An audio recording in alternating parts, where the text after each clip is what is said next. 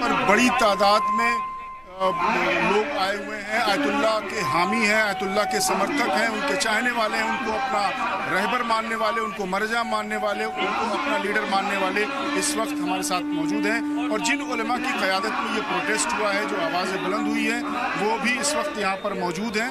میں قمر حسنین صاحب سے بات کروں گا۔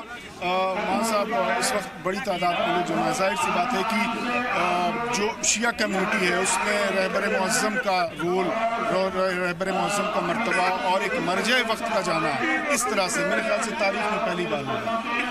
بسم اللہ الرحمن الرحیم۔ آپ حضرات نے خود دیکھا ہوگا کہ بہت ہی شارٹ نوٹس پر یہ لوگ یہاں جمع ہوئے۔ اس بات کی علامت ہے کہ لوگوں کو اپنے مرجع، اپنے لیڈر، اپنے قائد اور اپنے رہبر سے کتنی عقیدت تھی۔